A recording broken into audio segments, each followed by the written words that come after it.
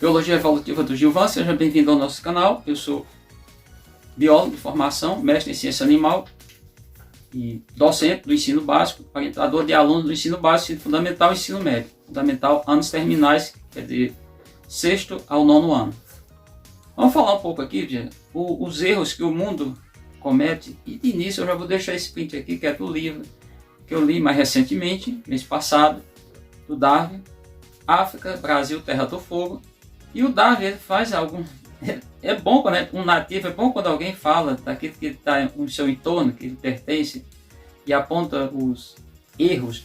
Ele falou que os europeus estavam cometendo muitos erros, já tinham cometido na América e em outros. Claro, ele fala da África e daqui do continente americano, mas da América do Sul, sobre a introduções de animais. Inclusive ele fala os espanhóis trouxeram cavalos, soltaram na Patagônia, que é a região toda do Platina, e os animais ficaram animais selvagens. E falando o perigo disso, e não só essa questão, a gente tem esse relato. Pois bem, eu vou falar sobre isso e chamando a atenção de vocês. Quero chamar a atenção de vocês, é um documento de 2011, em base do documento de 2011, e esse documento, quando às vezes o cara quer buscar uma solução de uma coisa que já está afetando o ambiente, já está causando um desequilíbrio, já está causando um problema sério e acaba fazendo outro problema. Bom, eu vou começar falando aqui de alguns casos, mas eu vou deixar prints aqui para vocês verem. Eu vou relatar aqui e nós vamos ter prints aqui para a gente ver. Os prints vão ficar, agora vocês vão ver minha voz, falando sobre a introdução de espécie e o risco disso. Bom, a primeira coisa é o caracol gigante africano. Ele foi trazido para o Brasil em 1980 com o objetivo de ser trocado por escargot, que é outro caracol francês, que é uma igualia. Um outro caso, que eu já falei isso em vídeo, é o tucunaré. O tucunaré é um peixe da Amazônia, de bacias da Amazônia, dos rios amazônicos.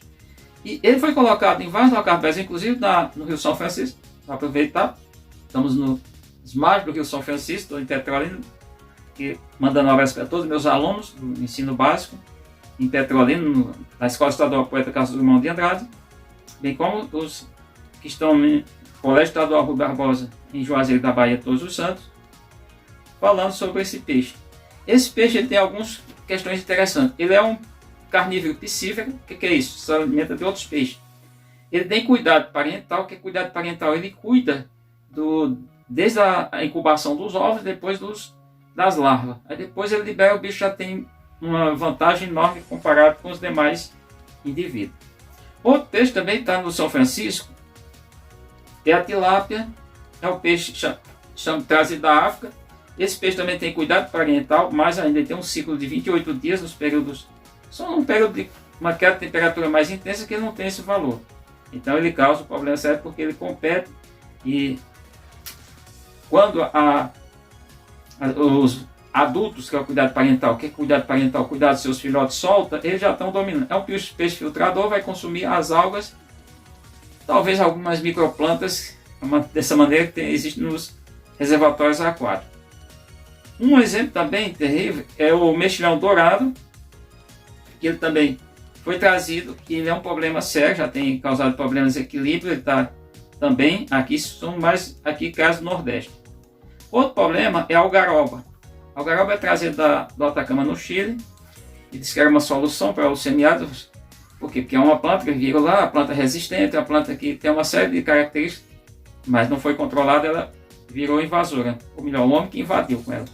Tem outro caso aqui, que eu vou falar aqui da região do Nordeste, é o caso de um besouro, um coleóptero, que é o bicudo do algodoeiro. Esse bicho, eu vou deixar os nomes científicos desses bichos para vocês, porque vai ficar nos prints.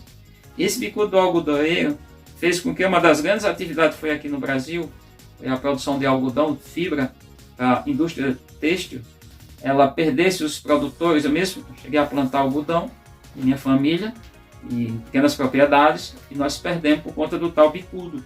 Então foi um bicho introduzido, tá? Um bicho exótico. Exótico significa não ser daqui, o que a gente chama na autóctono, o próprio, e o alóctono, aquele que foi deslocado, mas não serve só no caso, só para seres vivos, serve para uma rocha de deslocamento, um iceberg. Ele se deslocou de um local, vamos imaginar, ele está num local chamado local A, ou chamado de A, e foi para o local B, no local B ele é alóctono. Local onde eu estava anteriormente, local A, ele era autóctono. Bom, são conceitos usados na biologia. Um caso muito sério, e inclusive existe uma certa discussão no meio científico, é a questão do Extossoma mansoni, é o nome da espécie em si, porque eu nem sei o nome popular dele. É um verme, que é um platelminto, ele não tem um nome, que é platelminto, plate chato, no latim. Helminthus, verme achatado.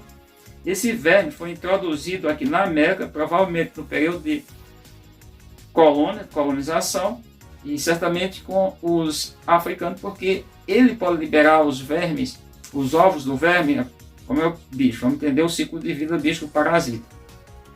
Ele é um verme que fica no intestino humano. Ali tem machos e fêmeas, e posso deixar até foto para vocês. E o que acontece é que eles liberam os vermes junto com as fezes, e no caso a pessoa passa a ter a doença que é a ectossomose, chamada também popularmente barriga d'água. Se cair na água, o que acontece? Tem um caramujo, que é do gênero Biofalaria, tem 3 aqui na América, no Brasil, por exemplo. Esse bicho ele libera uma larva, que é o chamado miracídio. Esse miracídio, até então, a reprodução sexual tinha acontecido lá no intestino humano, saiu o ovo junto com as fezes, caiu na água. Esse miracídio entra na musculatura desse animal, que é um molusco, e ali ele passa por uma reprodução assexuada e vai sair do corpo desse caramujo uma quantidade enorme de cercária. A cercária, se alguém entrar na água, ela tem passagem ativa, ela não depende de uma lesão ou de a pessoa ingerir água, ingestão. Ela vai penetrar através da pele íntegra e vai para os vasos sanguíneos, vai cair lá na luz intestinal, lá no intestino, e vai ficar sugando o sangue da pessoa ou começa a ter os problemas. Bom, como que é a questão? Eliminar o caramujo, porque ele é o hospedeiro intermediário, onde o bicho tem a reprodução assexuada. No ciclo de vida dele, a reprodução é seguida de uma reprodução sexuada e assexuada. Ou seja, entrou o miracídio no corpo do caramujo, ali tem reprodução assexuada, vai formar várias cercárias sai contra o ser humano, vai parasitar. Bom, o que foi feito? Foi trazido também lá da África um outro caramujo para se alimentar dos ovos da Biofalaria. Ou seja, um parasita. Quem foi esse parasita que foi trazido lá da África? Da Malásia, na verdade, da Malásia. O caracol da Malásia. E o que fez esse caracol? Esse caracol, ele trouxe consigo uma doença. Ele é hospedeiro de uma doença que passa para os seres humanos. É paragomoniase. A paragomoniase, ela vem com o caramujo da Malásia. Ou seja, tenta resolver um problema, cria outro problema. Lembrando que no caso do Extossoma mansoni, há uma discussão de cientista que ele diz, a origem dele é na África, outro é na Ásia. O fato é que ele é encontrado lá nos 2 continentes e não era encontrado aqui na América. Bom, outros casos que é uma tentativa que deu errado, foi o caso do Fernando Noronha, um rato nativo, deixa o nome aqui, vocês vão ver também, e o arquipélago Fernando Noronha foi invadido por ratos exóticos, na verdade ratos, e destruiu esse rato, que era nativo. O que fizeram os cientistas? Na década de 1950, eles levaram 4 teius, que é um lagarto aqui da Caatinga, não só da Caatinga, mas tem também na Caatinga, predomina muito na Caatinga. Levaram 2 casais para lá. Perdeu-se o controle, esse bicho ataca as aves endêmicas lá das ilhas e criou-se um problema enorme. Tá? Então foi tentar resolver um problema, criou outro problema.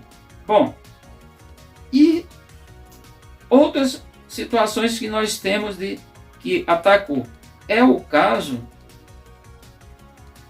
do tucunaré mais a tilápia. Elas foram colocadas no Rio São Francisco e elas estão destruindo a ictiofauna, e mais também a piranha vermelha foi colocada no Rio São Francisco. Ela é uma predadora feroz, ou seja, preda muitos animais, muitos peixes, e também está acabando com a piranha, que ela é mais violenta, se reproduz mais rapidamente do que a piranha do São Francisco, essa piranha vermelha, e está acabando com a ictiofauna do São Francisco. Porque a maioria dos peixes do São Francisco, gente, tem que saber, é peixe de ciclo anual. O que implica isso? Peixes de ciclo anual é peixes de piracema, porque esse peixe piracema ele só desova quando o rio está com água chamada água barrenta, aquela água que é rica em argila, tratada dessa maneira. O peixe ali é estimulado, ele sobe, nada contra a correnteza e vai desovar em alguns afluentes de São Francisco, ele não vai chegar à cabeceira de São Francisco, que é aqui daqui mesmo no Vivo, em Petrolina. Tem 2 barramentos grandes, que é Sobradinho, e tem outro lado, Três Marias, isso, lá nas Minas Gerais. Então ele não vai conseguir chegar, mas ele vai até uma certa distância, e eles nadavam nas correntezas, contra as correntezas dos afluentes do São Francisco, acabou. Então, ou seja, e tem vários exemplos, mais outros exemplos. Então o que chama a atenção? Vocês que são estudantes, enquanto estou encontrando ex-estudantes que hoje são profissionais de diferentes áreas, você vai para a área, qualquer área que lida com seres vivos, pensa bem, você nunca vai resolver a situação. Tem caso aí também do pardal, foi introduzido no Brasil para matar mosquito, predar mosquito, não predou e causou problema ambiental. Tem o caso do pombo asiático no Brasil, foi trazido para a América, não só no Brasil, que é outro problema sério, está muito encontrado no Nordeste. Ele é um reservatório de muitos patógenos humanos, ou seja, de muitos agentes etiológicos, ou seja, aqueles que causam doenças aos seres humanos. Então fique atento ao que eu estou recomendando no final desse vídeo. Nunca pense em resolver um problema ambiental tentando fazer tem os casos, mas tem que ser muito estudado, muito cuidadoso, uma biorremediação. Todas essas situações basicamente que eu falei para vocês foi a tal biorremediação. Tentou resolver um problema biológico com uma solução biológica e fez o errado. Ou seja, ao invés de resolver aquela situação, criou outra situação. É o caso Fernando Noronha, é o caso lá do bicho trazido da África ou da Ásia, provavelmente da África, quanto a pátria dele não sabe se é asiática ou africana, que é a extorsão amazônica. E é o caso de muitas situações. Eu vou resolver. Não, tinha que ter controle. Não tem esse controle. Cai na mão de pessoas, não tem técnico, e muitos foram técnicos que não conheciam, não tinham domínio. Então isso é um problema muito grave. Você, quando se tornar profissional, pense muitas vezes, se você vai tentar fazer teoricamente uma biorremediação, como que você vai agir. Porque se você tomar uma decisão, você pode, ao invés de resolver aquilo que já é um desequilíbrio ambiental, aumentar mais esse desequilíbrio ambiental provocado por um ou mais de um outro organismo vivo, de outra espécie biológica. Tá bom? Agradecendo a você que assistiu o vídeo. Até o nosso próximo encontro.